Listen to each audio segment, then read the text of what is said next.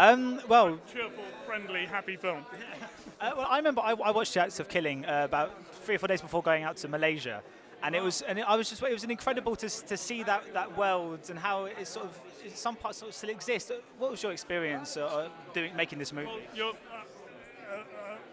I'm not the person to ask that because I was not on location on doing that. I mean, I've spent time there, but on this particular film, this was very much done partly covertly by a director who is anonymous in the credits because her family and life would be in danger, and partly by the rather brilliant director Josh Oppenheim, who made it, who is unfortunately in the States today and couldn't be here. And they spent 7 years putting this together out there.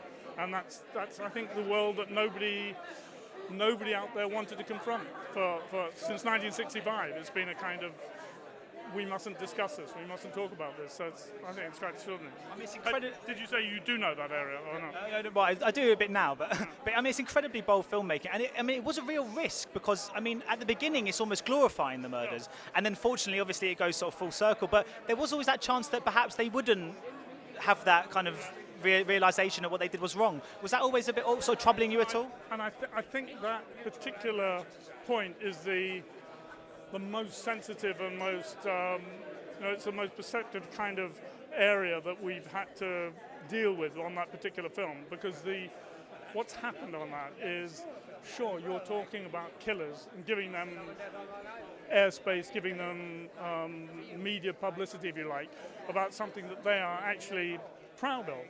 And they continue to be proud of it. They think they've done nothing wrong. They think this is, killing communists and Chinese, that's absolutely fine as far as they're concerned, because they are the enemy. And other people in the West, when they look at it and they hear about it, they say, well, isn't this like allowing the Nazis to be proud of their work during the war and so on?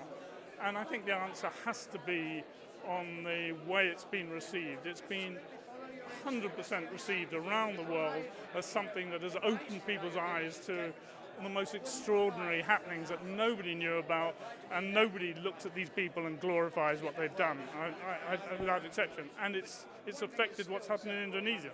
The Indonesians now, for the first time, are having to say, oh, we've got to revisit our past, we've got to look at it, we've got to sit, and the film has done that, so it's fantastic. And there's that scene where, I mean, he's gagging because he's so disgusted at what he'd done. When you sort of first saw that footage, you must just have thought, this has made the documentary.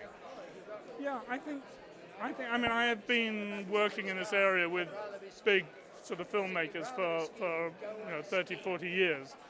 And I don't think I've ever looked at a rough version. I mean, it was Rush's initially. I've never looked at that and said immediately, this is something different, this is something fantastic. And in this case, you're absolutely right. You look at that material and you know this is not standard documentary fare. This is just an extraordinary, almost experience you're going through when you're participating with these completely mad killers in their sort of fantasies. So very, very different. Thank you so much for your time. Yeah. Thank you. Cheers.